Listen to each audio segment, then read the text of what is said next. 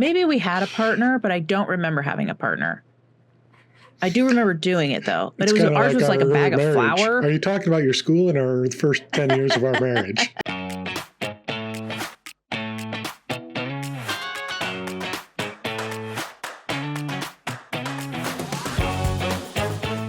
Hi, I'm Dan.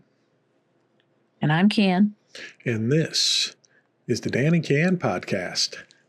Hey, we got our new permanent background for this interactive Zoom meetings that we're doing for the next couple. Hopefully within the next 2 or 3, we'll be together in one room with our room finally completed. You look huge. That's what every guy likes to hear. So, yeah, we're getting started. New year, new us. We are going to get deep and personal today. Not too personal, but we're going to talk about some things that happen in life. And it's going to be interesting. We're going to tackle a subject matter that I've seen a little bit on here recently, and we just want to put our share in it, just part of going through life like usual. But before we do that, Can, let us get started. And let's get a little personal and get to know you.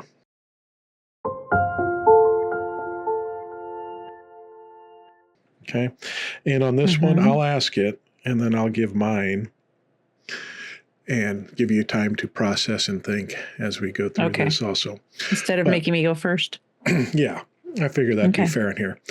But as a youth growing up, in my Catholic background and your evangelical background, how comfortable did you feel in your own body?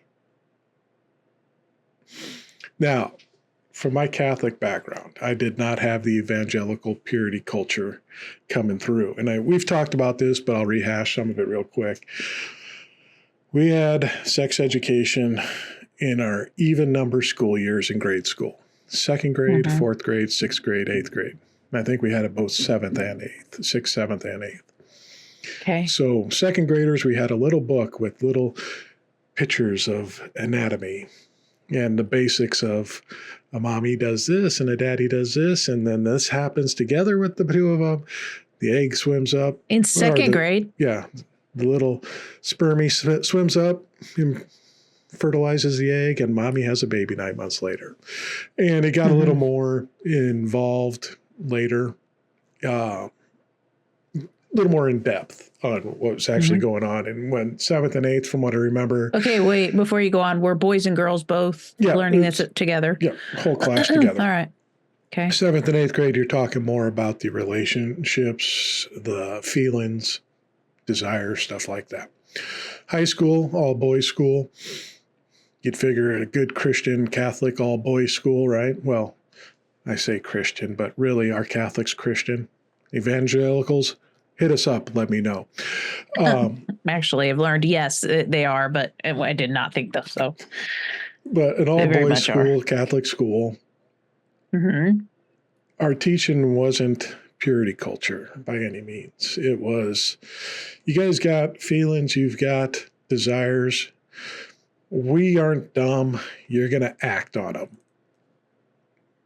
Be careful. Use a condom. Use protection. Was our teaching. And we were told different things through our life. And this, okay, I admit it. This is definitely white male privilege coming through. Yes, because it is. I think the norm, rich white male. I mean, not that you were rich, because you were definitely poor in that school, but those boys were rich in that school. Yeah, we were rich kids there, and I was middle class. But when this education, looking back on it, the normalization of the male process is very present. With sexuality. The spontaneous erections. Well, that's just what happens. You think about how we talked about. No shame. Yeah. That's just part of life. That's what happens. There was no shame involved. No. I mean, There was shame involved because the other kids would make fun of you when you're at the chalkboard and you're erasing the lower half of the chalkboard as you write. There's one like clean line going across. But there's no shame in that. Wet dreams, no shame in that. We'll talk about that. It's to the forefront. You guys. So I think from my perspective and looking back, a lot of it was normalized and it was and then with the Catholicism, I think Catholicism just understanding that nature's going to take over no matter what we want to teach. Yes, this is the ideal. Save yourself, be chaste. That's 100% effective against disease and pregnancy and all that. But we know you have instincts inside of you that are going to do things. So you're going to act on them. Here's what you need to do. Wear a condom, have protection, birth control, blah, blah, blah. Be smart, think about it. It was taught to us. That was my experience growing up. Now let's contrast that to from birth evangelical Christian woman's point of view. How comfortable were you in your own body? Dan, I really don't like this. I still get uncomfortable talking about this stuff. Okay, so first of all, I went to public school up through 6th grade, which surprised me that you talked about stuff in 2nd grade, because even in the public school, I don't remember learning anything until 5th grade. And in 5th grade, we were taught mostly the parts I remember were about women starting periods and girls starting periods, and they split us apart. We watched it. The boys didn't learn about it. And the boys learned about their bodies and we learned about ours. And I do remember feeling a lot of shame and a lot of embarrassment around it. Then I went to evangelical private school, and it was both boys and girls together. I remember very little education. There was no education on relationships, really. We did have one of those classes where you were you know how you take care of a baby or whatever. I don't remember having a partner in it. Maybe we did. Well, why would because you know how need a they do that? partner? Like, You're the woman, so you're the only one that needs to know yeah, how to it's take like care. I don't remember. Maybe we had a partner, but I don't remember having a partner. I do remember doing it though. But It's it was kinda ours was our like a bag of early marriage. flour. Are you talking about your school or the first 10 years of our marriage? Don't have a partner. I knew I had a partner because it kept popping out babies, Dan, somehow. But anyway, so I think I don't remember learning anything about the female anatomy. Did you learn anything about the female anatomy, really? Yeah. We had Did the you really? diagrams and the pictures and period and menstruation and all Did they that. tell you about the clitoris and all that too? No, that was a mystery to be found later. It was like National Treasure and Nicolas Cage. And There's something else out there. We have to find it. and then a lot of men never find it. But anyways, so yeah, I didn't get much education at all. And the comfortability in your own, if there was any education on it, it was shameful. I do remember my mom one time reading a book to us about the mommy and daddy lay down. It was so vague. I didn't know. I was just like, all right, whatever. And I think maybe at that time I was already kind of figuring things out on my own, that I was just like, Mom, gross. Really, Candi? Well, we could kind of figure things seriously. That's how most kids probably end up figuring it out. On the school bus, right?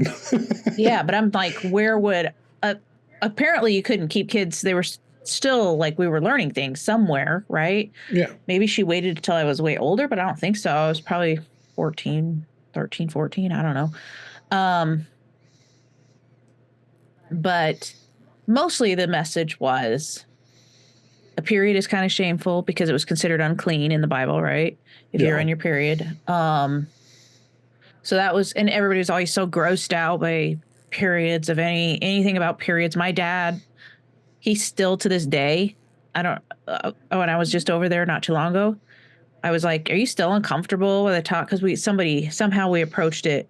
I think we were talking about my niece that lives there with him. And talking about, she's at that age where it's going to be starting if it hasn't already.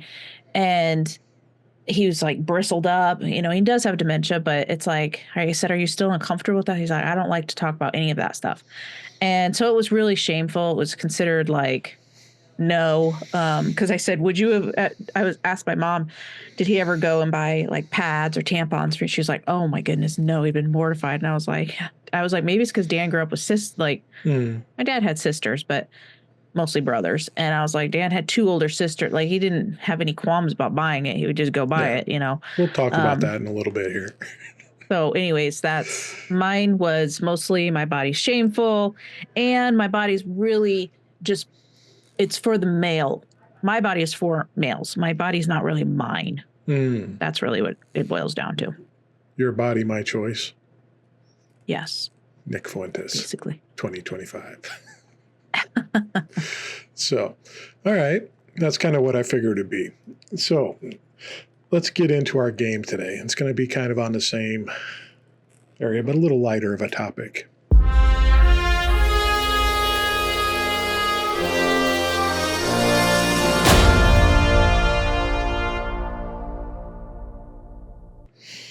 It'll be kind of in our tradition we've been doing lately, the top 5, top 10 list. Let's do, let's start off with the more, let's say it's not as light of a topic, but still can have some fun. We're starting off with something heavy. All right. Not heavy, but. Okay. All right.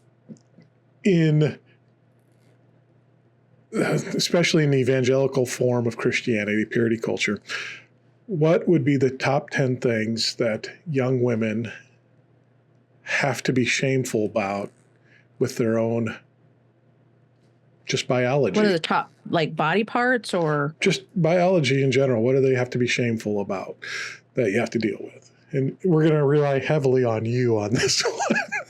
Oh, really? You think? But what are the things as just women the ridiculous that we things that they shouldn't be shameful of? Okay, that they have to be. We're shamed. Like periods. Menstruation, definitely our period. Menstruation is shameful. And any talk about it, right? So almost you have to act like it doesn't happen, or any of the mood swings that come with it, because your hormones drop or increase very quickly. And so you might feel things very strongly, and you have to learn how to manage that. And when you're a child, 12, 13, 14, 15, wherever, when it starts, you don't know how to do that yet, right? You got to learn how to do it. And also, obviously, even at that time, how many hormones even from the male point of view, we got hormones running through us at that time in puberty. Exactly. Men have it. They just are taught that it's okay for them to, theirs is only to be angry. Yeah. So they learn to express anger or aggression. Yeah. But you have that at youth, you have that that overabundance of hormone going on at that time too, because you have the pubescent hormones going on, then you have the PMS going on going on there. So it's just hat on top of hat and just piling it on. And then you just got to pretend and be like a Stifford, Anyway, so I would say that. I would say just your body as it changes, you get comments and you're starting to you need to wear a bra or or coming back from summer break and the youth pastor's whoa, Candi grew up this summer. Well, you've grown a little bit, haven't you, over the summer? Things like that, where they notice things and things are mentioned about your body, or how you dress your body. So the clothes that you're wearing become all of a sudden, before wasn't really bothersome, and then all of a sudden now your clothes are very. Was there a time where you got an inappropriate comment from an elder statesman, shall we say, where you started getting more curvaceous and whatever, and they're like, oh, that, and you're wearing, because you're wearing the same clothes that you wore the year before, but now all of a sudden, you still fit into them, but they are a little more form-fitted than usual. Was there any inappropriate comments you got from? Oh yeah, this is my body is tensing just as we're talking about this. It's not like my heart rate's going up. It's I'm very programmed in processing it very quickly, so nobody notices. We're going to go through some processing today. Yeah. Yeah, there was in comments where it makes you very uncomfortable and you don't really, and you just smile and you act like it's fine, but you feel really grossed out and you feel uncomfortable and you feel very aware of your body more than I think as a male you could understand, like how aware we are of our bodies. We're very aware of what is showing all the time, who can see it. Like we're almost like outside our body looking at our body. Like, what do I look like to everybody else? We're looking at ourselves from somebody else's eyes rather than our own. That's what it feels like sometimes. Yeah. Because I'm sure there was times in, your adolescence where maybe you had a dress that you wore, when you were 14, and then you put on the same dress. You haven't gotten any taller or anything like that. You just matured. And now all of a sudden the dress is like, ooh, can't be wearing that out in public, because it just wears differently on you. And you have to be constantly aware of that because. And you might not notice it. The kid might not notice it. She might not be aware, but you'll get comments said to you. And then Yeah. Oh, I can't wear that anymore. Right. Okay. So. Anything else? So I would say like what you wear, as your body develops, it's definitely, there's comments made all the time. Instead of just like a boys, I think maybe get like, they're taller, their voices get deeper, but they're all like, okay. So but it's not shame. There's no shame involved. There is a little bit. Is there? And high school is a weird time for boys and girls. Yes, I would agree. 15-year-old, 14-year-old, that's a freshman, is completely different than a 17, 18-year-old as a senior. Yes, they definitely. There's adult features and child features contrasting in the same building. It's a weird dynamic that goes on. So we have athletic events. You shower afterwards. As a freshman, and you go in as a boy to shower in the bathroom with a senior that has had a few years of puberty. He's got man muscle starting to show, and you're this scrawny little freshman that may not even have hair in places. That you kind of tense up, and it's not a comfortable environment to be in because, and I'm sure you guys had the same thing too. Boys, when things are developing, and I mean, you've told me stories before about people, show me your boobs, and stuff like that. Other girls, So there's. I think also for girls, I don't know if this is so much for boys. Probably if you get too, like the size of you, if you're not, size does matter. Like, okay, with guys, it might be. I don't know if they ever like if you have a roll somewhere or your thighs are not, if you don't have a thigh gap or whatever. Girls are. It seemed like we're programmed to scrutinize one another. I can't speak for nowadays. I think it's gotten a little better. But back when I was in school, there was it was the 80s movies, you have the jocks and you have the brains and you have the nerds and you have the cheerleaders. So like you would say someone who might have a little more fluff on them would be made fun of. Yeah. And they'd be harassed and picked on in the locker room. I remember seeing it. The kid that was a little chunkier, a little less built, getting slapped around with a towel or pushed around into a locker or something like that.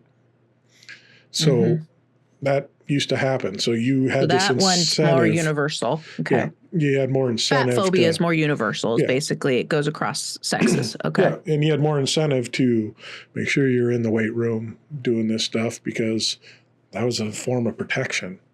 If you could build up and then, at least you'd look intimidating and people might not mess with you.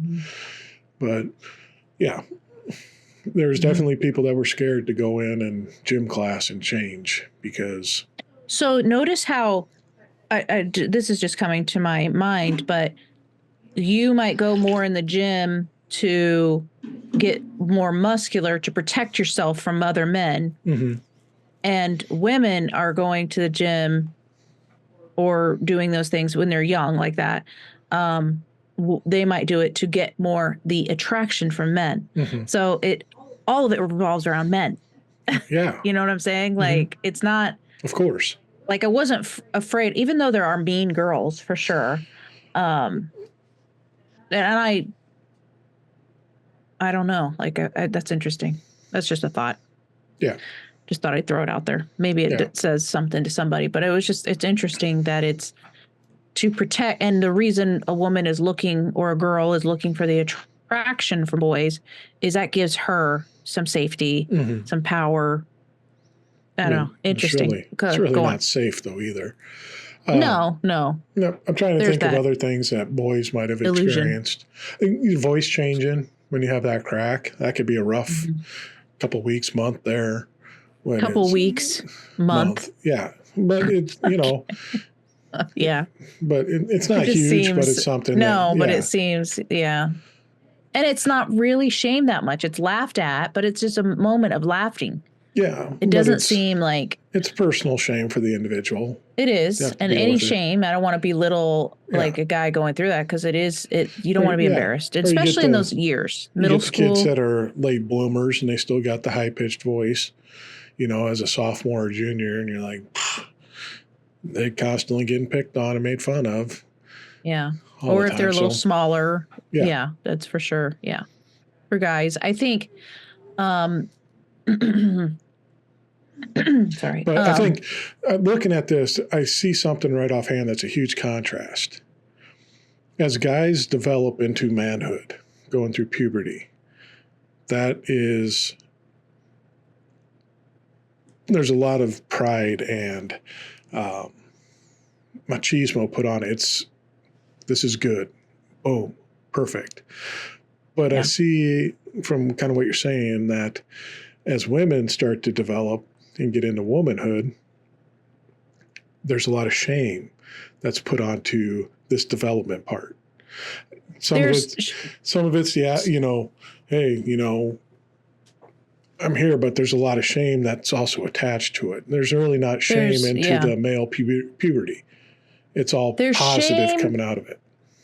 There's shame.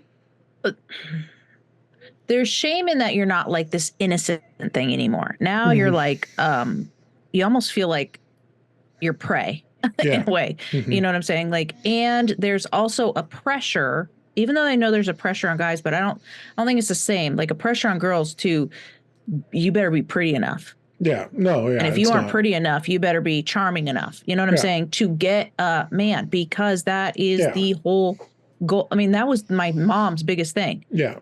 Because a guy could be completely fugly but smart and still get an attractive woman because he's got the intelligence to provide eventually down the road. Or if he has a good sense of humor, or if there's a lot of things a guy can have. That a woman, I don't know, if she's not conventionally attractive, like it's different. Yeah. And I honestly, to be totally transparent, like I didn't struggle with that so much. I can't speak from the side of people saying I was ugly, because I really didn't have that, to be honest. I thought I was, but that's because I was constantly in comparison mode.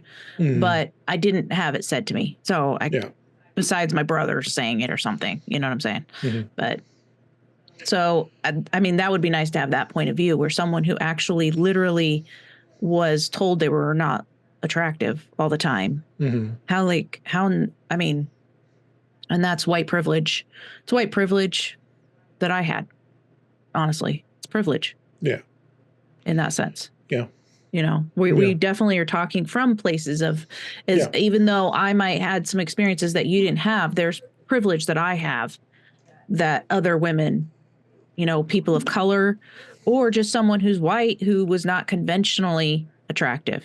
Yeah.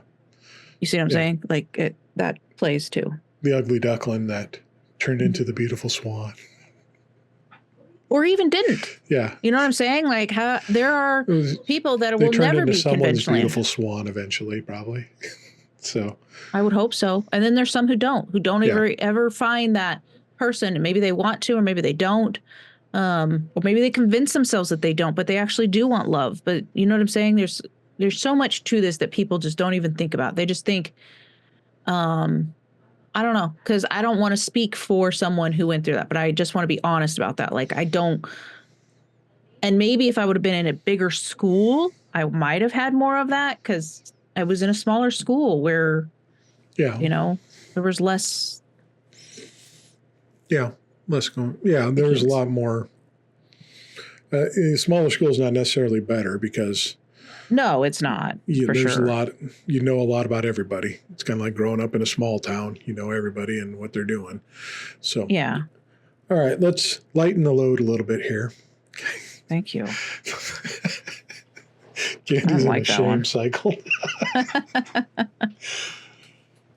All right, let's pick on men a little bit.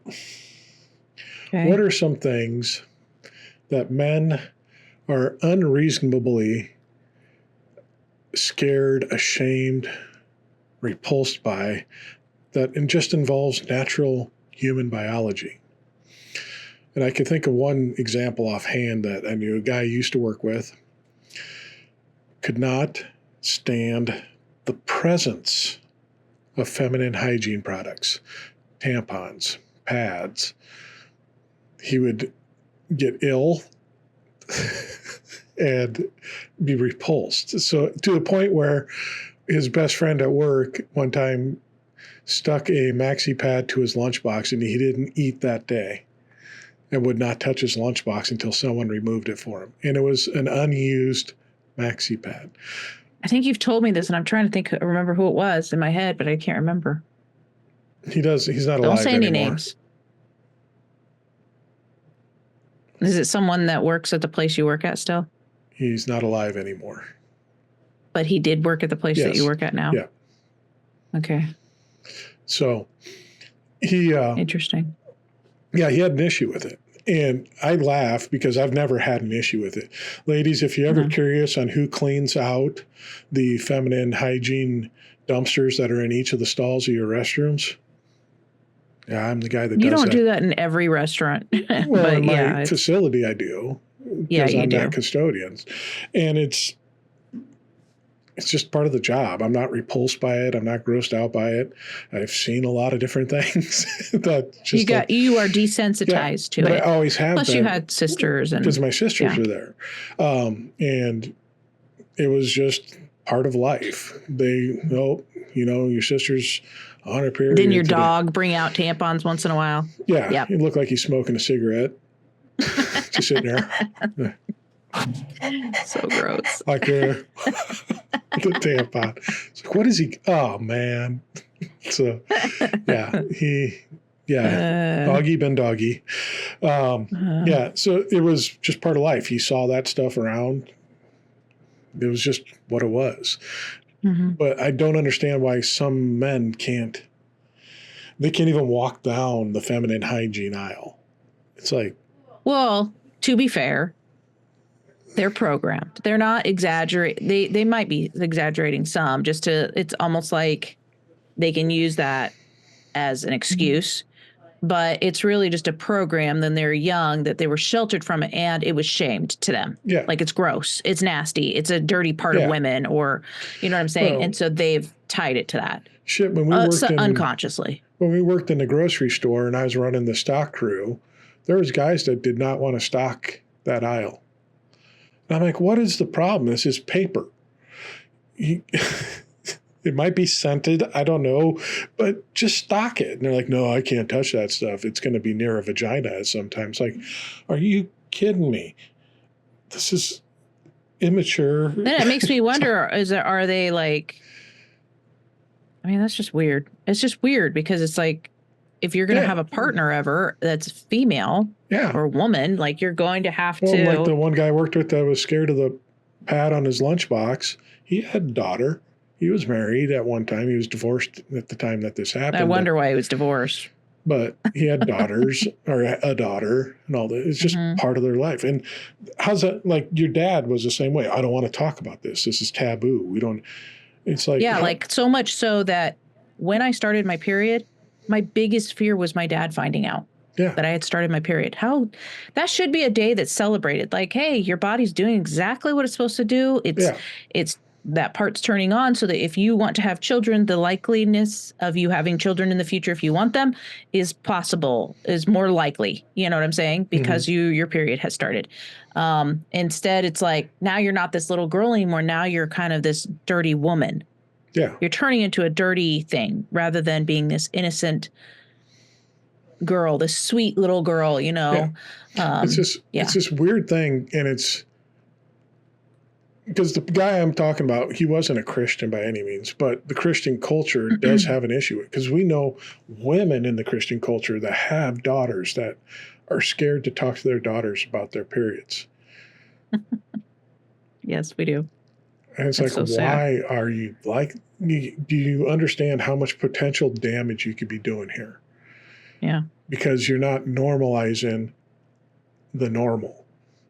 You're putting a taboo on normal functions of life, but we have no choice in the matter of. Yeah.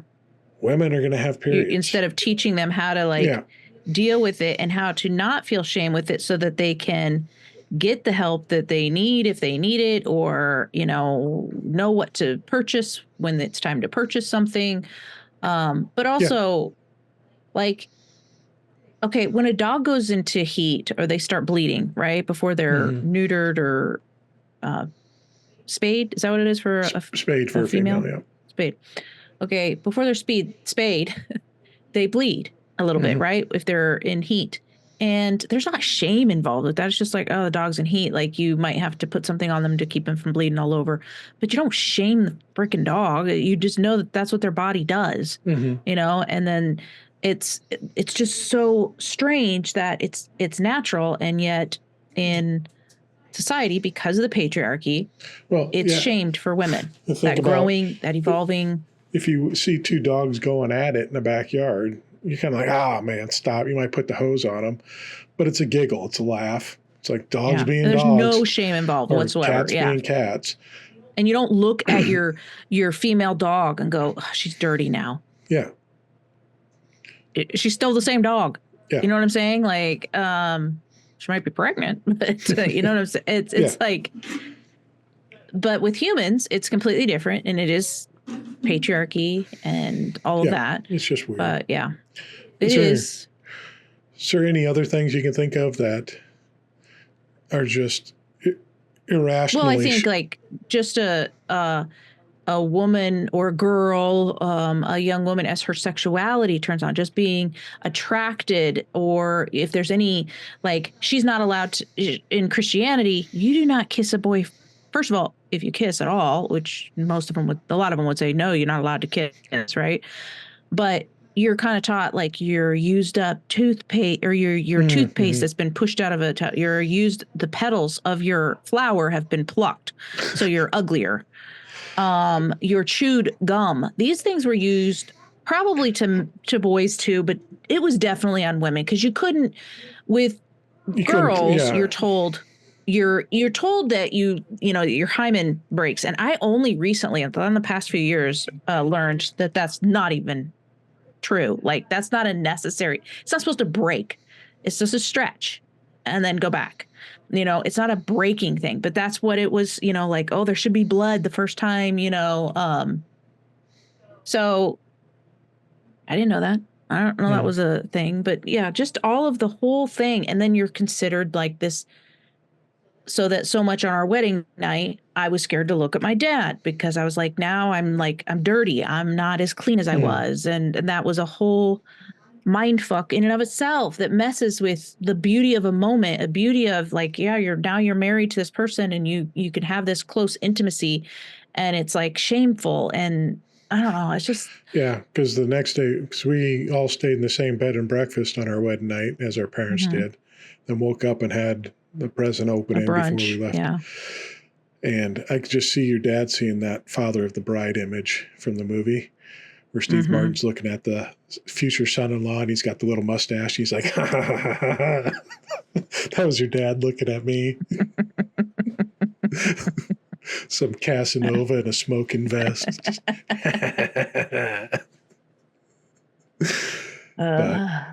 just, there's so many unreasonable things that you think of, like, women don't poop. Oh yes, that was the one I was going to bring up too. I mean, or fart. And it's like, they're human beings. If you're around a girl baby, know people that are women, you're going to see that that's true right now. Stop it. But it's like, that's true. It's like, See, and there's another contrast between they're human beings. Me growing up in a loose Catholic, because first time we went on vacation, my mom comes out of the bathroom's like, "Whoa!" I don't think that has that has nothing to do with Catholicism. There's Catholics that would be very rigid about that stuff, yeah. and also I said probably loose Catholic.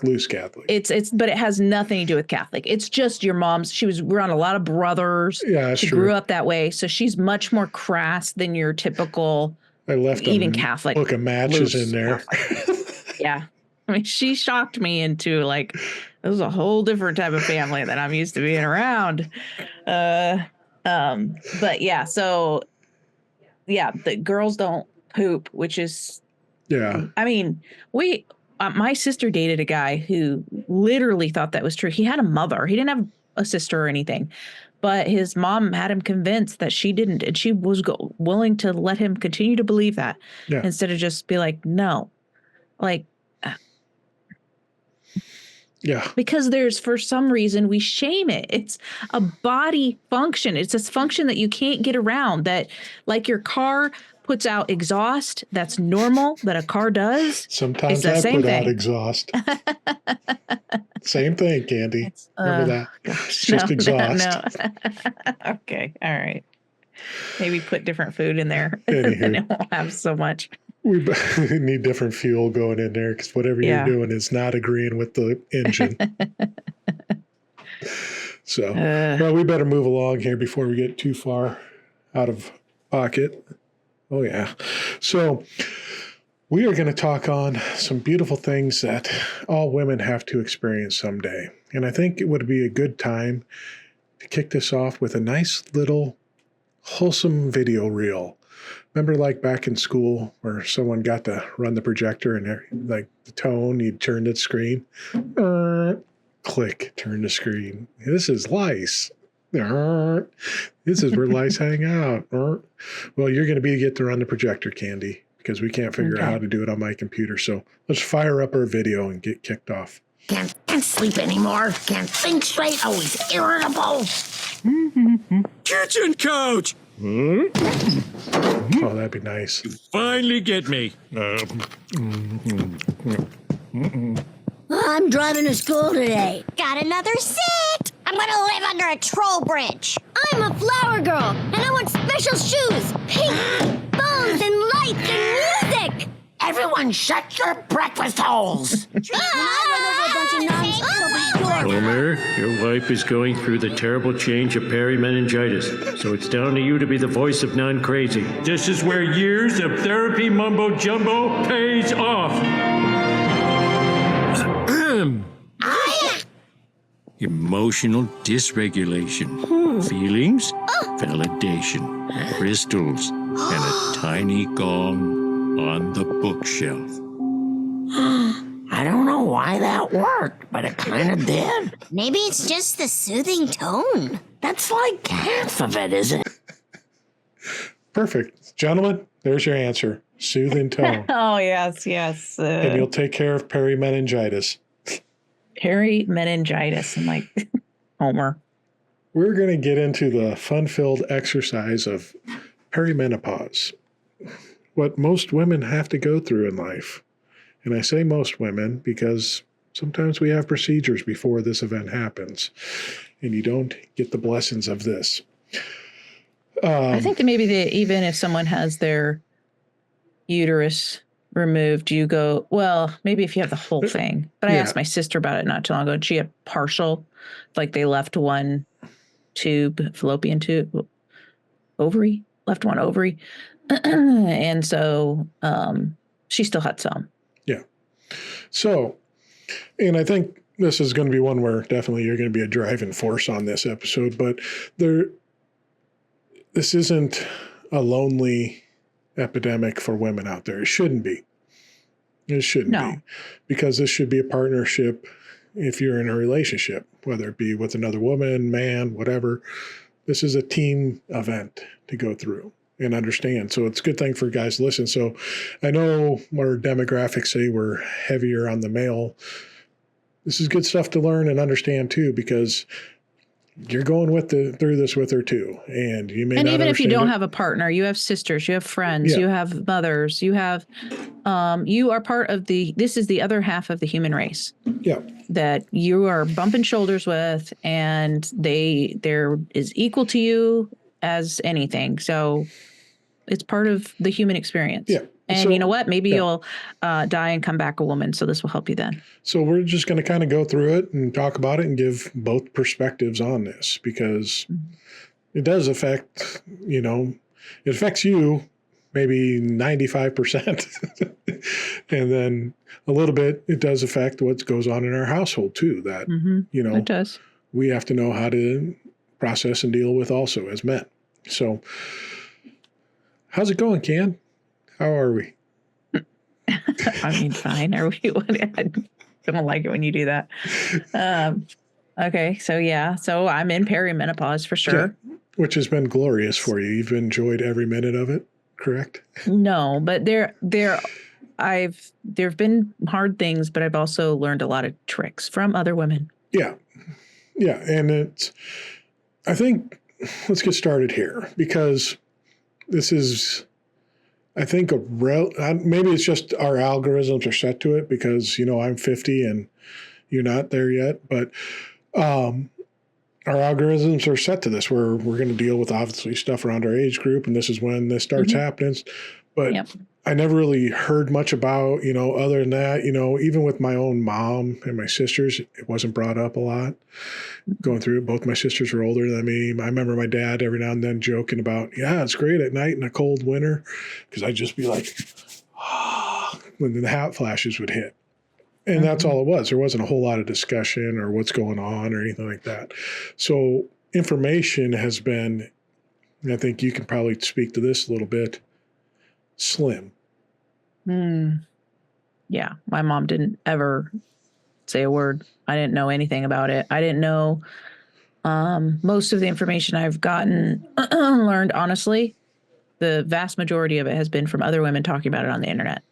Well, shit, you're learning stuff as it happens. Because my friends and sisters are just, I do have a sister that's older than me, but she didn't really talk about it either. And I've asked her some things now, and she's given information, but when she was going through it, I didn't know anything about it. Right. But also none of the older women in church talked about it. My mom never talked about it. Taboo, like we talked about before. Yeah, because there was shame involved with just like a woman is shamed when she starts puberty, she's shamed even more as she goes in through menopause, because now she's worthless, basically, is the message. Like, you are done with because our puberty was at least a benefit to men. Now we're evolving the parts they want. The parts they like about us are just these physical body parts that they want. We have them now. And biologically, we can give them children because there's a biological drive to reproduce, which that's normal, right? That's how a species continues. But then as you get older, and now that those body parts are still there, but things are changing, and you can't give them children anymore once menopause is over, right? You're done. So it's almost like, to men, you have very little value. That's hard for women who have been programmed to chase that value, now go, well, I don't have it anymore and I can't get it back. So that's why you might see women getting plastic, they're trying to appear a certain way physically in order to at least evoke something of that back. I mean, I understand the plastic surgery and stuff. I get it. I get why they do it. It's desperate times call for desperate measures. In that, you're probably answering some of the questions on why there is so little information, because women don't want to talk about it. You don't want to talk about that you're going through it, yeah. Because then you lose your value, especially in the evangelical world that we were in. Because what was the role of the woman? Spit out kids as fast as you can and raise them children. and be physically pleasing to your husband, so he'll want to put a kid in you. And that's all that was ever talked about. I can't remember services or messages being talked about older women and value that they may have. Unless it's So like you should be in the nursery, you should be cooking the meals, start serving, cleaning the building or whatever, because the younger women, even though I did it as a younger woman, it was a lot of older women that actually were doing the stuff. They're doing the work, they're doing the landscaping, they're doing the cleaning, they're doing the cooking, because like that's really all you're good for. That's what you're good for to young men like your sons, right? As a mom, that's what you're good for. You're cooking, you're cleaning, you're picking up after them, you're helping their lives be more comfortable. And then to the men that are your age, you're a sex object that they can get something from, right? You can be pleasing to their eyes, then they can have their way with you, and then, cook and clean and take care of them. And then as you get older, well, the sexual part is gone of you, even though you're still very much a sexual being. That didn't go away, I think some of that, and I don't know for sure, but I bet you some of that is just you're told it's supposed to go away. But well, you were told you're never supposed to have it anyways. Well, yeah. And it's shameful anyways, because it's only supposed to be there for having babies. Yeah. You're not supposed to use it for anything else. So and that's another mind fuck there. I can't have babies anymore. So is this off these limits? Parts should just shrivel up and be done. And yes. Then what messages if that's in your psyche, that sends your body a message. Yeah. And what message is that sending to men in that system, where I still got my plumbing working that can make babies? So do I have to go find someone now that can, and justify that? That's in there. Yeah. They've been programmed to think that's what it's for. Right. So you can see why a man might turn his gaze towards someone who's younger that can give him children, because that means he's a man still. He's still got this vitality to him. So as a woman is going through it, and if she's partnered with a man who's of her age, who might be, because men go through their seasons too. And it's just like, so as they're going through it, but they're still struggling, just like a woman is struggling with, where's my femininity come from, or what makes me a woman, or what makes me valuable to society, or whatever. A man is having those same issues, and he's been programmed a completely different way by society. So there's so much to deconstruct on both sides. And there's and then you got information out there talking about it all. No. Yeah, not very much. Yeah. We're living through that right now. I think examples that I think you'd probably be willing to share is just different things that happen that you're like, okay, I guess this is life now, your cycle changed. Yeah, we my had cycle a is huge different. scare not too long ago, man. where all of a sudden, 5 weeks and you still haven't had a cycle, and we're like, okay. We're like, do we need to make a trip to Planned Parenthood? It's like, just kidding. I don't know what that would have been. Oh my I'm God. beyond the age of wanting to raise children anymore. My We're youngest just finishing this batch we've got going. Yeah. Once that's done, we're done. My youngest is 15. Okay? There's a light down in the tunnel. I can see it, of the freedom of all this bullshit. I don't want to restart the clock on it now. No. And then have me be 68, 69 years old when it's all, oh God, that'd be. So we we already watch my nephews, and when he's over here, he's 2. Yeah. And he takes so much energy, and I love him so much, but do I want to have 24/7 of that? No, it's a lot of work. Yeah. A lot of work. So we had that scare, and then all of a sudden it spread out. And then it was like, oh, wait a minute. Let's shorten it up real quick. Yeah. It's all over the place right now. Who knows? I don't even know. Yeah. And I did finally ask my mom, who has never said anything. And I'm like, how do I know when my period is going to come? Because it's so used. I had a period like clockwork on every 26 days. I knew I was going to start. And if I was late, it was very rare out of, let's see, I'm 40, almost 49. So, and I started my period when I was 12, almost 13. So you do the math, 36 years? 36 years. It was rarely late. It was usually because I was pregnant. And other than that, a handful of times it was late, So to have it now just be whenever it wants, is chaotic to me. I don't know how to predict it. I don't know how to plan around it. And you had no knowledge of this going in. You just kind of. No, I didn't. I mean, what did I you knew think it would change a beforehand? little bit, but On just specifically the topic of your cycle, what did you think was, because you knew you were in perimenopause, what did you think was going to happen with it? That it was just going to kind of peter out? I just thought it would get like probably like shorter and shorter, and eventually I just wouldn't have it. Yeah. I didn't know it was going to be like super sporadic. I didn't know. Now I know like it could be heavier, it can be lighter. Like sometimes it's shorter, sometimes it's heavier. It's just really kind of Be a careful of the guessing game. descriptions, because half of our audience, over half, is male, and some of them are Okay, probably, they can handle it. They need to like just like, oh my god, desensitize. Oh my God. get over it, Okay. boys. You Get can over handle it. this. It's life. Yes. I mean, the stuff we have to hear about, you guys, trust me, you can handle this. Come on. Or are you that weak? That's my question. Oh, she called you out. but- She called all you fellas out. But anyways, I think I do appreciate my mom. She gave me a good tip. So if there's women listening or men that want to share this with their partner that don't know it, because maybe the partner does, I just went into it much more ignorantly. But she was like, watch for signs that you would normally have, because every month there's certain signs that your body gives you, and everybody's are different, you know, like they might be more tired, or they might get a headache, or for me, Crave it's my chocolate. chest gets sore, crave chocolate. Yeah, there's all sorts of things. You might be more hungry. There's a lot of different things you can have. And I had those, there was one sign that always had, and I still have it. So I kind of know. But anyway, so I was thankful that she told me that, but I had to ask her because I didn't know anything about it. So I am trying to like tell our daughters like, hey, it's rough and things. And the thing is, estrogen, which is what's like decreasing, is found in like every basically part of your body. So there are strange things that will happen, and I'll be like, I don't know if it's like, is there a serious health issue here? Am I having a heart attack?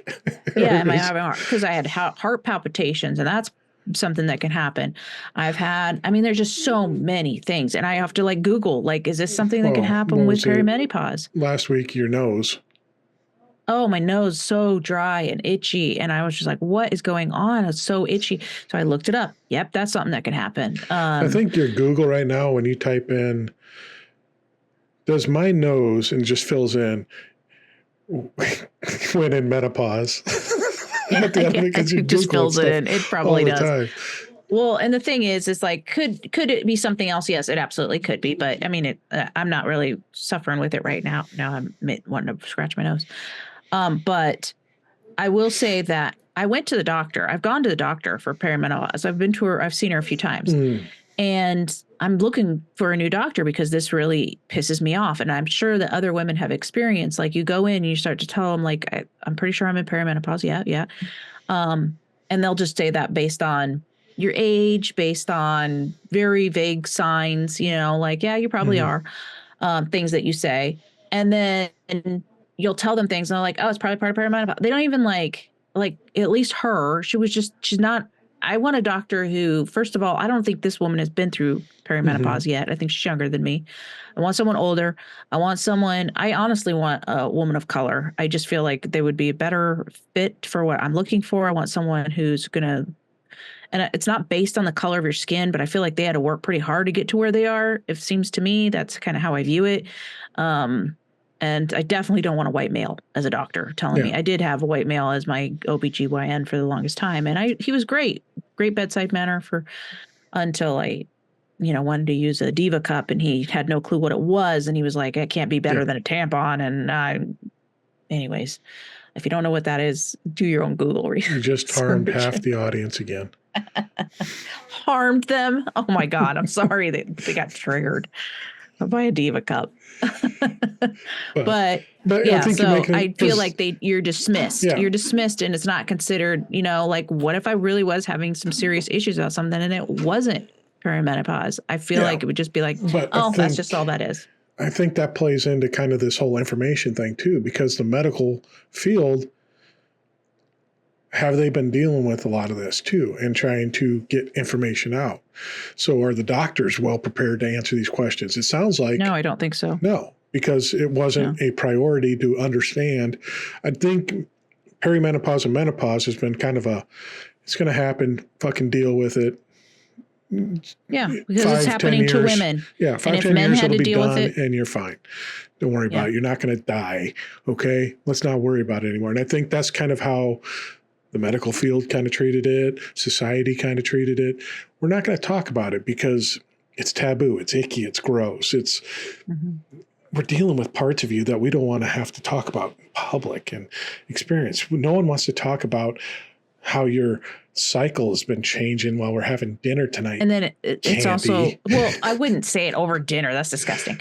But it's as like, you're pouring out your dress, and this reminds me, Dorothy Lynch. I'm trying to think of something reddish. Could you get more Nebraska than that?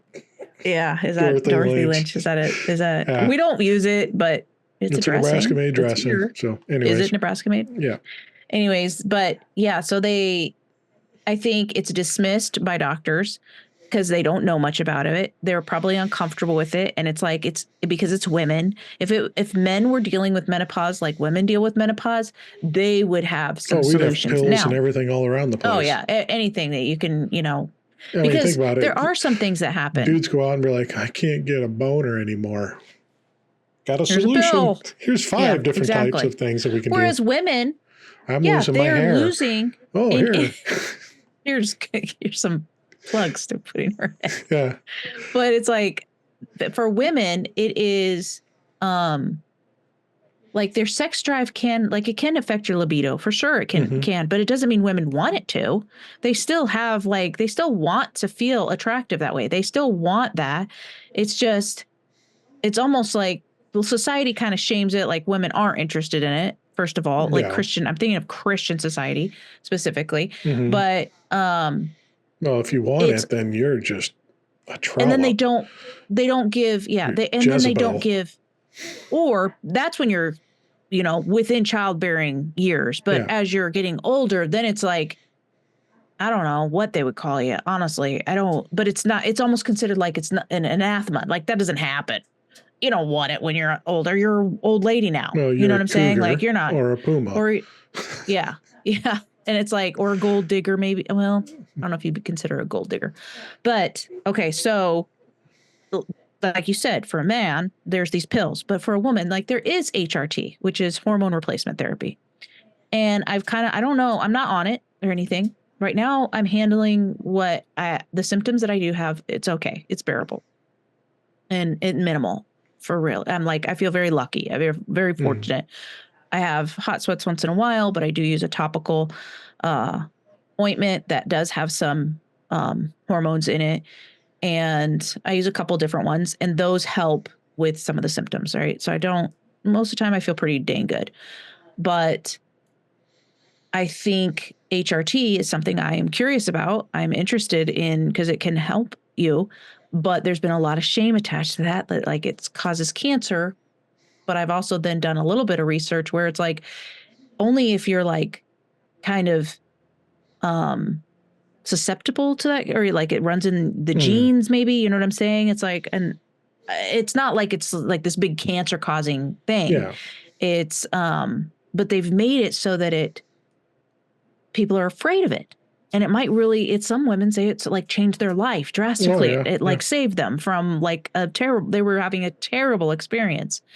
And I think, wow, that would be something that we should kind of do more research on, or actually get the message out, whether it's good or it's not.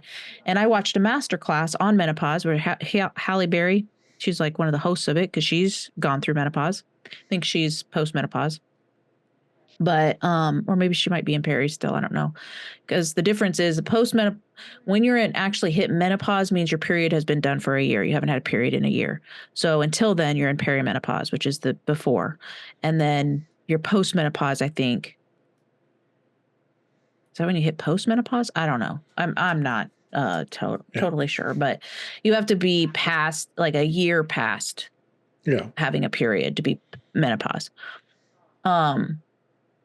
So anyways, she was talking about it, and she was talking about HRT and all the things and how there's this fear around it. And some women use it and some choose not to. And I think you should have every right to do whatever you choose to do. And I think there should be information all the way around. Let's consult whether the you do or church don't. first and let them decide what you can do with your body. Yeah. Okay.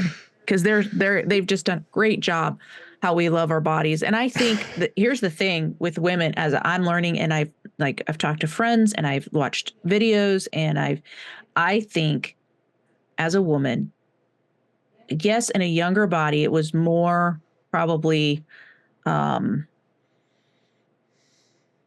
what society would say, this is the ideal, this is what you want, this will give you babies, right? And then you get older and your body changes. There's no way around it. Your body's going to change. It's supposed to. And doesn't have to be a horrendous thing. It just changes. It shifts. It's just what nature does. Mm-hmm. And instead of shaming it, I feel like I'm more confident in the skin that I'm in now than I was when I was 18, 20, 25. I was always self-conscious of my body, And I've done a lot of inner work, which that helps too. But I'm wondering if even without the inner work, if a woman feels more, maybe she doesn't, maybe she feels less confident in her skin. I don't know. But, at the beginning, you talked about how you feel in your body or how you feel in the skin you're in. And I think for me, I feel more confident in it, even though it's not necessarily what society would say that is the ideal right there. That's what you have to have. Yeah, that was due to a lot of deprogramming, a lot of work that you did to learn to accept and get rid of the bad teachings and ideologies that have been put into you from faith and society. A ton of it is coming from Christianity. So, it's not just Christianity, but Christianity is very much tied to the culture in America, and that is what is taught. Yeah. In there, you were talking about different women's experiences through menopause and using HRT. And you said, so far, it's not been bad. It's been manageable. But just to kind of hit a well-rounded base here, there are women that have just, I don't want to say horrible, awful experiences. But awful experiences. There are women that do. It is awful.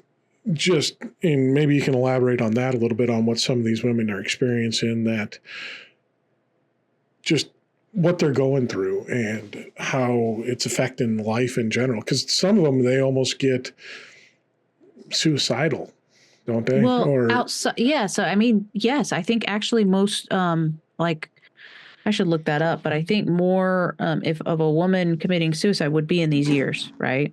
Mm-hmm. When you're going through, I don't want to talk out my ass, but I do think that... we call that exhaust, Candi. We established that earlier in the program.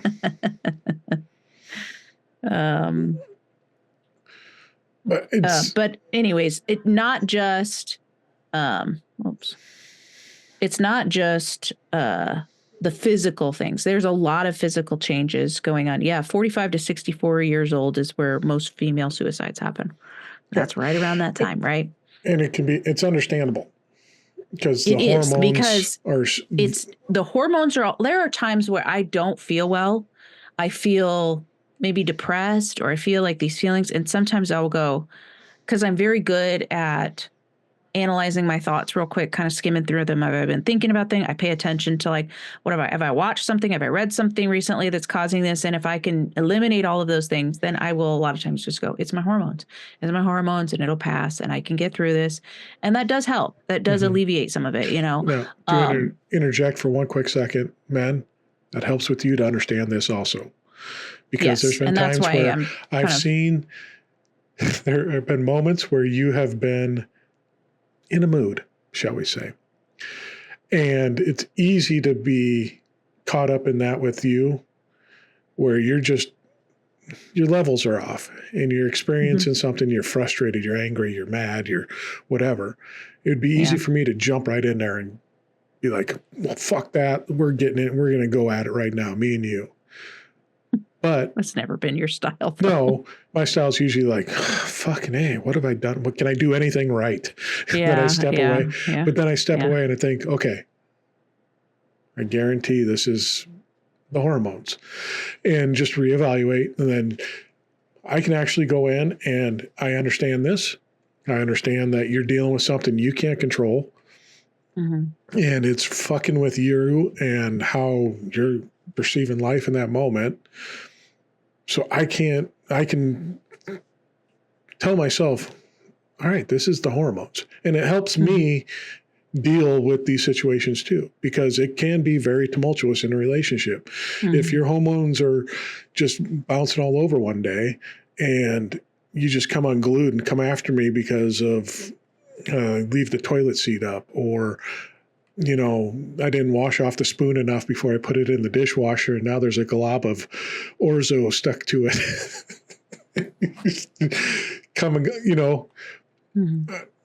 The hormones. Okay, this isn't a personal attack against me. She's not calling out my character. She's not. This is the hormone speaking.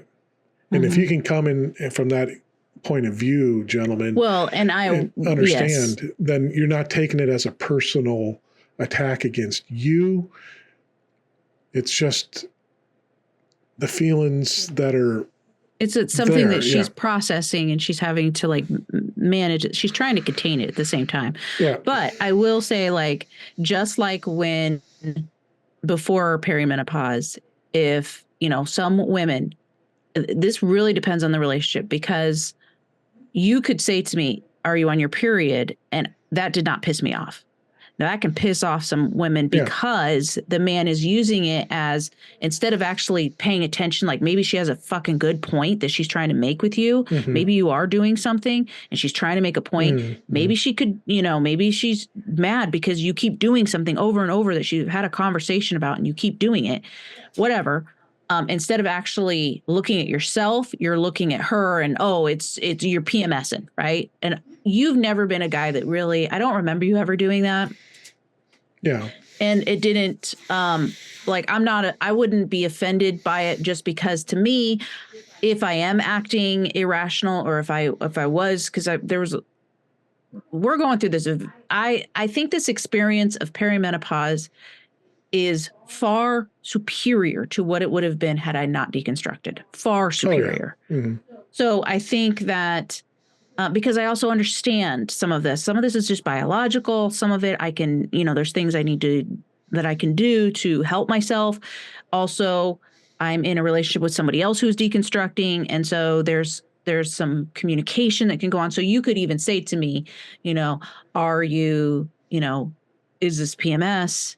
To help, and you're not doing it to like negate you, because you would have had, we would probably already had those conversations. It would be more like, is that part of it, to help alleviate me? Like if I don't know what's going on. Read the room. Yes. Okay. So you have to. Oh God. Addressing me on something, I'm like, hormones. Yeah. Walk away. That would be way inappropriate. That's what you're saying. Way inappropriate. Yes. But don't do that. After, maybe you've just been trying to regulate something and just got frustrated at something that I would say only if she says, I don't know what's going on. Well, that's when the time would be to say that to her. I've come in later and been like, okay, all right, it's all right, because it's a roller coaster, because you could just be absolutely pissed off at me 1 second, and then 20 minutes later, you're like, I'm sorry. I shouldn't have. And then that's where I would say something like, it's all right. It's your hormones. You're trying to deal with, you're trying to process all this stuff.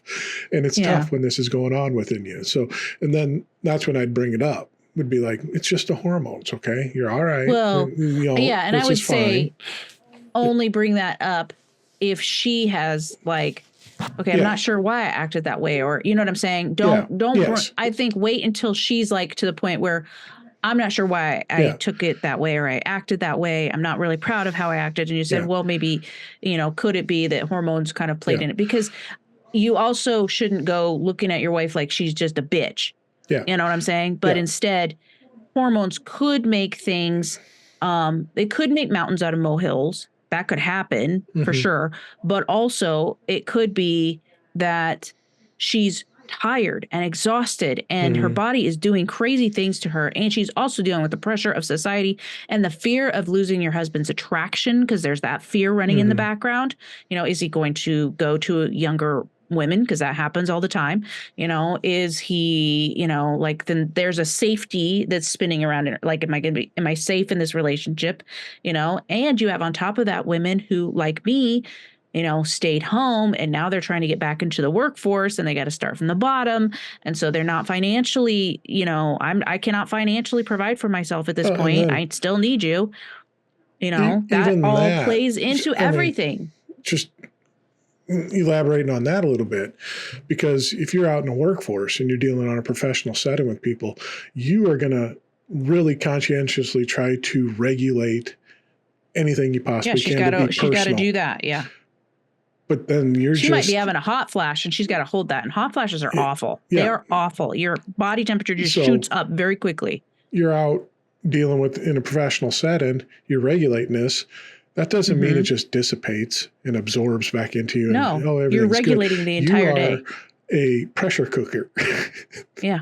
that is built up in throughout the day because you've regulated as much as you possibly can and held it in, and it's going to come out. Well, and if you get into a safe place, if you're with a safe person, you're going to be the one that you're probably going to feel it from her. Yeah. Because you're safe. Now you need to continue to be safe as she processes it. She will calm down. She will cool down. And I, I don't know why I feel the need to say this, because I don't think I do, but for some reason, this is between you and me, which is out for everybody to hear, I guess. But I don't feel like I'm pretty emotionally regulated. Not just kidding. If you can't see his face, yeah, that's exactly what his face looked like. But I think that I don't have times where I'm like acting. You're almost making it sound like I go crazy, like I'm not really like that. I'm pretty much. I'm very introspective. I will look at myself first. Yes. What is going on? What am I? But not all women are doing that. No. Some because they don't know that they can do that, or that's something that helps you. But also, sometimes it could get so out of control. Like they may have a different experience than I'm having too, because but there have been times where I'm like, I'm really irritable, but I will tell you, I am irritable, and I'm not sure it's probably hormones. No, but sometimes I will just outright say it to you. Like, you better watch out, because I'm just about to blow. There have been times where you sat down and I'm like, and you're like, don't, I'm irritable. I'm like, okay. Yeah. Just don't touch me. Don't just leave me. And I will say for women who don't know, or men who are listening that wanted, there is a group that I find funny. I can't remember who started it, but I know it's on Facebook and I've seen it on TikTok. I found them on TikTok, but it's like, We Do Not Care. WDNC, and it's just all the things she just lists. There's probably more going on in the group now. But that's how it started, was we do not care if this happens and this happens. We don't care anymore. Like, we don't care if that's what we don't care. And it's all for women going through perimenopause. Mm-hmm. Just to be like, you know what? We don't fucking care. We have zero fucks to give. Like, I can feel that a lot more. Like, I don't care if you're going to judge me. I don't care. I'm going to do the things that feel right to me, rather than, because I've spent my whole fucking life worried about how somebody else feels about me. What am I doing? What am I wearing? How am I acting? How am I sitting? How am I standing? And I'm more aware now that that's something I need to deconstruct. And I've told you many times, like, I feel like I have spent a lot of my life outside of my body, watching how my body is seen by others, so that I can adjust it to be appropriate. Okay. Whatever that appropriateness looks like. Let's kind of turn it on there and start wrapping us in this direction. Because there is, I think you've told me before, there is a definite increase in divorce rate during this time too in marriages. Yeah. Right. Oh yeah, probably. I don't know. That's something I should look up too. I think naturally people, if that's a true, I think you told me that before, that this kind of, and I think what society, and we'll say society is just white men, are saying it's because, well, these women are losing their fucking minds. Oh, they get a little warm now and all this. So, of course, they're not easy to live with. Yeah. That's why it's difficult. Mm-hmm. But I think what you said there's key, is that this is a time where women start to finally take the reins and accept. And I don't fucking care what your opinion is. I enjoy doing this. So I am going to do this. This is what I want to be in life. And they start redefining who they are at this age in their life, irregardless of, sometimes the religious belief might be overpowering to them and they will still kind of stay within that. We've seen women like that. but I think it's a huge change. It's almost like a second puberty, if you will. No, that is what, if I was going to say anything, is that right there is what I am viewing and maybe that's helping my experience, is I'm using it as this is a time where it is like puberty. It is in reverse, kind of in a way, right? But it's a puberty in and of itself, like evolution. If you want to say God created us, whatever, but there was a purpose.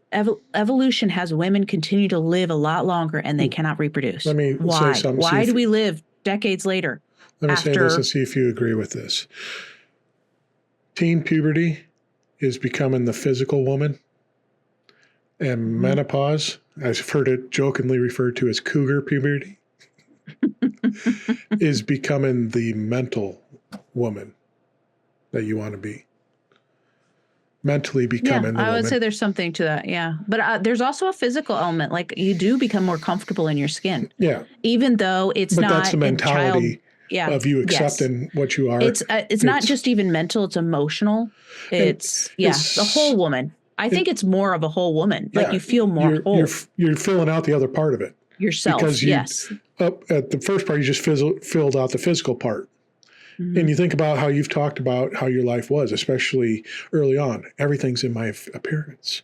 Mm-hmm. And what is my appearance? My appearance and my physical appearance began at puberty when I developed all these different areas and parts and became this woman. And that's what I'm going to focus on. Then at menopause, it's like, part of that's dead. Now let me fill out the rest of it, where the mentality comes in.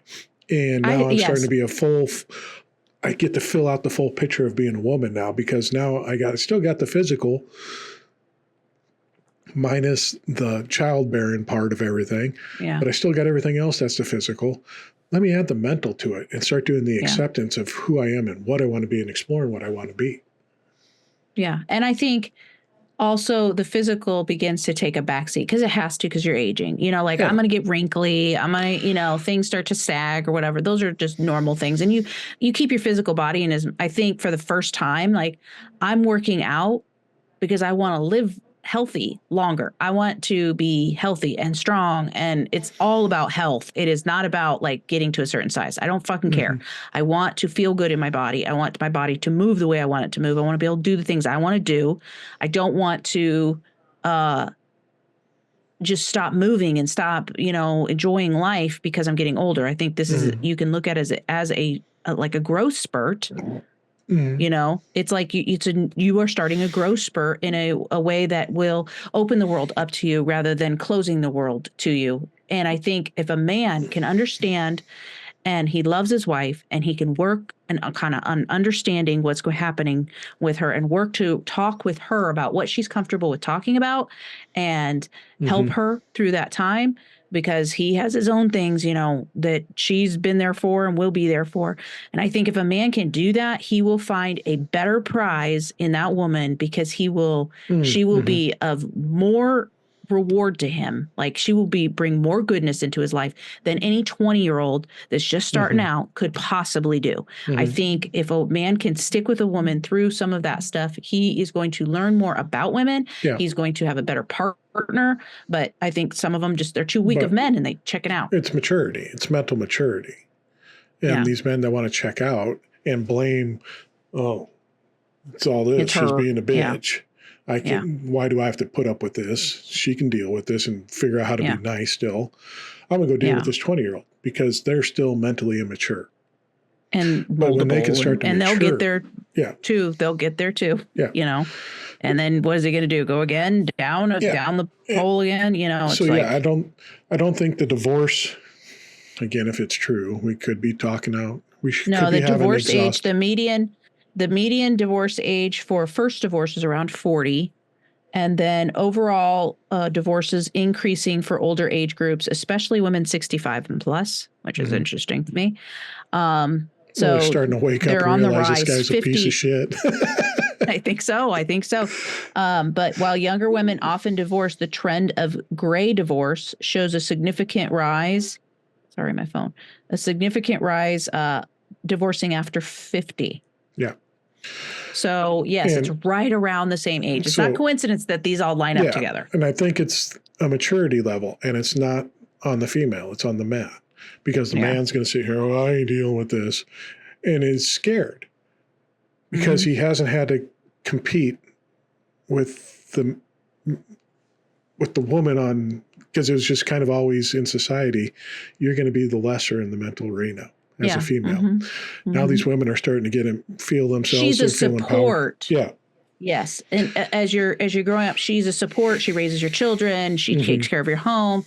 She cooks your meals. She washes your clothes. All the things. She's been a support to you, and now she's asking you to see her on equal terms. Equal terms, yes, and where she can financially provide for herself. And some women don't have, but I'm talking coming from evangelicalism, where I was a stay-at-home mom, and and now I'm getting into the point where I'm working toward creating a financial security for myself where I could provide for the family, that is, and then having us be equal, which we always have been, but it's not always been seen that way by maybe us, but also society, that's how it's taught. And so now having to do that, that's true. Like the man is now having to look at her in a way where she's my partner and not my subordinate helpmeet. Yeah. I mean, yeah. And I think that's why. It's because the men can't handle it. They're too fragile. They can't handle the competition. Yeah. They can't handle sharing the throne, if you will. So they want to be the boss. They want to be like the dad. So they want to keep forcing the woman to stay down. And the woman's naturally coming out of it. Like, no, I am not staying down anymore. Either you're going to change and let me become who I am. I'm going to bloom into the beautiful fucking tree that I'm going to become. Or you're I'm going to leave. So they end up getting a divorce. And I wish more women would do that instead of just stay and just become small and stay small. Because then they become very bitter. Yeah. That's the difference. They become bitter because they've as you're seeing from the stats, they're like, okay, this dickhead ain't getting it figured out. He's done. Yeah. Yeah. And they're booting him. And that's when the guy's left alone to die alone, when he probably thought everything was fine, but it was because she was just making herself small so that his ego wouldn't be, to keep herself safe. I don't know what the situation is, but yes, there's lots of situations like that. So I think if I could say anything for women and men to take away from what menopause can do, I think it can produce, it can be looked at as like, this is a exciting journey that you're on, because you are now going to be able to it's like really figure out who you are. A second puberty, because you're almost like going into a chrysalis. Yeah. And working through all that, and that's all the hormonal stuff that's changing, and and then you come out the other side as you're going to be different. Yeah. And mostly there's going to be some physical differences, but a lot of it's going to be mentality, because you just worked through a whole bunch of shit and you figured out a whole bunch of shit about yourself. She'll be and far more you. confident, I think. More confident, more assertive, less passive, less maybe some might find it less agreeable. But if they can choose to see it as a woman who's coming into her own, who knows what she wants, and if a guy can get on board with that, I think the woman could actually take lead, because I think women we've been programmed to understand relationships. I think a relationship would be far better if you let a woman kind of do that. I think your relationship will show evidence of it. You'll be happier. I think a man will be happier if he chooses to work through that with his partner and continues to walk with her. Does that mean you'll finally pick where we're going to go to dinner?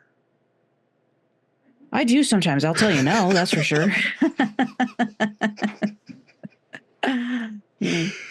Anywho. That's how that's going to work, Dan. Always.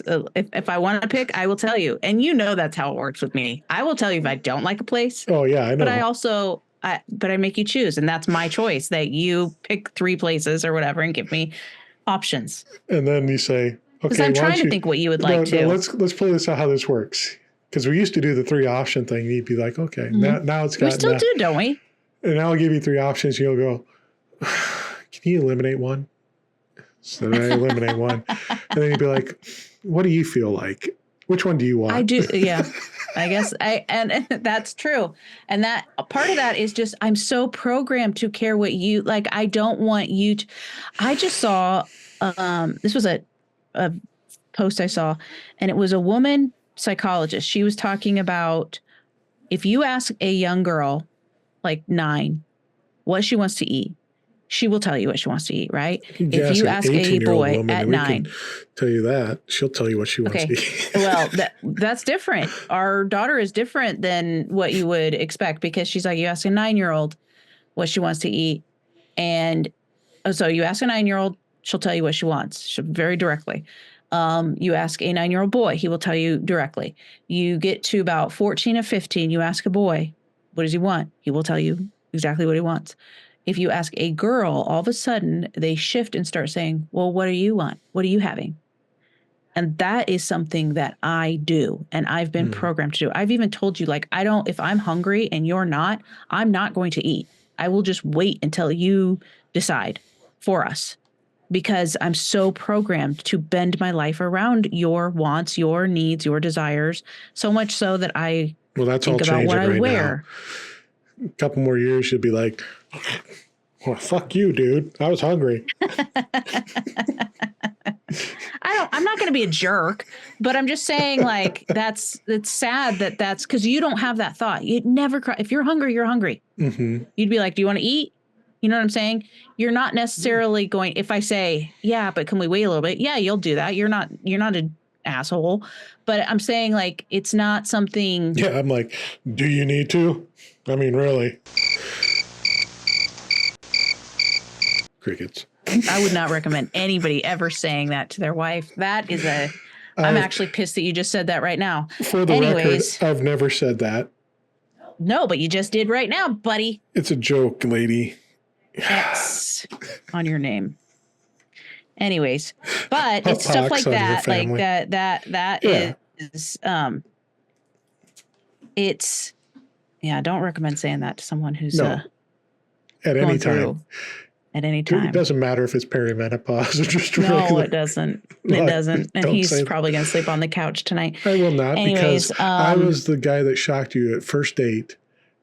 And you're like, oh, no, I don't. Yeah. But and I was like, no, you're going to order a full meal. No, we're going to see. It's all right to eat. So you're fine. Okay. Yeah. Anyways.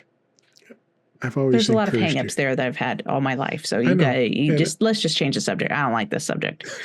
But yes, that's something that just noticing, that's something I'm having to like deconstruct and kind of like, I can wear clothes that I want to wear. I don't have to worry about like, is it attractive to him? Does he like it? Mm-hmm. That is still very much something I do. And it's not like I don't want to care about that because I do. That's, you're my husband. But I don't want that to be the first thing. You see what I'm saying? Like there's been times I've worn things that are very uncomfortable to me, but I wear them because you like them. And I'm just like, why would I do that? Why would I wear something that's absolutely a little uncomfortableness? Fine for an evening or whatever, but something or doing just things that I really hate just because I think you won't like me anymore. I don't know. Like, we've already established you're a dingleberry and you're not going anywhere. Yeah, we don't go to baseball games anymore.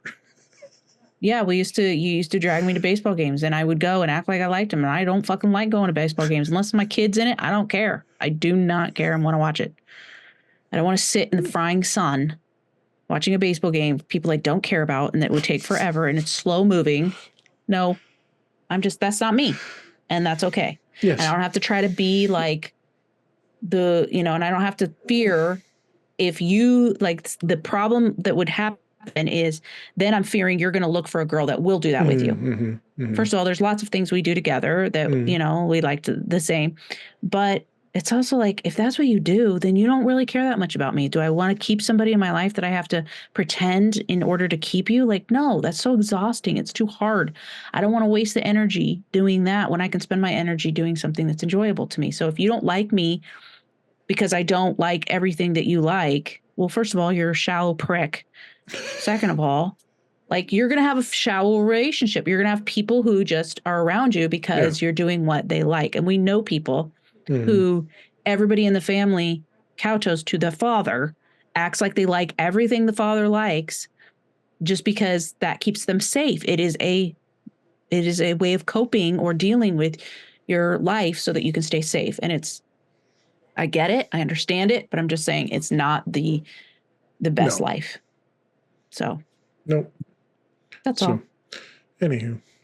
All right. Well, we kind of touched on a little bit here. Discuss some good I'm things. sure we could have more conversations about it because it spreads all over the place and everything. Yeah. This one's getting to be a long one, so we'll probably bring it up again here on Valentine's Day. Oh, fun. Just kidding. Not Valentine's Day, the week after. So, all right. But yeah, I think some good points though to take of it. It's just another deconstructing thing. Yeah. Yeah. One, it's just, we want to get information out and start talking about this. And we'll probably, like I said, we'll probably talk about this more just so that information can get put out. We have forums going out because there's not a lot out there. And for men to hear it, because and not just women hearing it, because yes, we need it, but men need to hear it. Men need to be desensitized so that they're not afraid of a maxi pad stuck to a lunchbox. Yes. Right. And they're not afraid of, understanding, okay, you're going through some changes now. I can understand that. I can appreciate that. I'm here to help. I'm here to be. You can be a better woman on the other side. You might find that you are married to someone you actually enjoy even more. Yeah. After she's gone through it. Yeah. You're just growing into the next phase, which, that just means it's usually just that in nature. That means it's an improvement. You're going into that next phase of life, and this is what it's going to be. And you're going through the change right now. And it's difficult, not a little difficult, but difficult, but you're going to come out transformed and in something new. And that's all right. And men, you just have to understand that. And you have to be mature enough to deal with that also. Because if you're not, you won't have to worry about dealing with it anymore. Quite frankly. Exactly.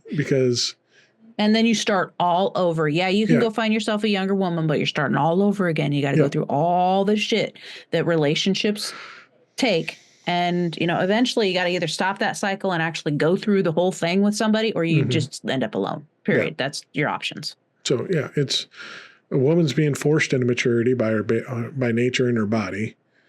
Men, you have to continue to mature on yourselves. Yeah. Like we don't stop just because we physically stop growing after puberty, the emotional growth, the mental growth, you never stop growing. Never should you. Physical growth is one thing, and we just think about physical growth. That's all we think about. Oh, I'm all grown up and I'm an adult now. But there's a lot of kids walking around in adult bodies. We all know that. We know plenty. We have one trying to control a country at this point. And that's all we're going to say about politics. You do the guessing. It's not that hard to figure out. So, no. All right, there, our perimenopause friends and fighters and friends and allies. You all, well, first off, if you're listening on YouTube, go up, subscribe, like, follow. We'd appreciate that. Leave a comment. We love hearing comments from you. They're great. And if you're listening in on the podcast platforms, Spotify, Apple, all that, give us 5 stars. We'd appreciate that greatly. Also, leave us a comment there because we love interacting. We love to interact. And maybe you have some thoughts on this. And like you said, we'll be talking about this. Candi's in the middle of it. So we'll be talking about it for a few years off and on as we learn more and go through more. See how excited she is right now about it? So yeah, if you have stuff you want to address, talk about, or points, we'll put it down. And next time we bring it up, we'll talk about it. So that has been unsaid. Or if you've had a really rough experience as a woman, or you know somebody and they would like to come on here and talk about it, we would love that too. Yep. So hear some more perspectives. We just want to get more information out about it. So yeah, leave us a comment there. That we'd appreciate that greatly. If you want to get a hold of us or anything we're doing, go down below in the description. We got all our links listed down there. The main one, DannyCan.com. Find that. That'll get us to everything that we're doing. And then Candi broke out a few that if you want a quick fly over to some of the stuff she's doing, you can click on them also. But all those are down below. Just look in the description. We have it there. Other than that, enjoy the metamorphosis that you're going through. And just look at the beautiful butterfly that'll come out at the end. And I'm going to go eat now because I'm hungry. And yes, I do need it after your comment. Love you all. Not Dan, though. Irritated with him. Goodbye. Bye.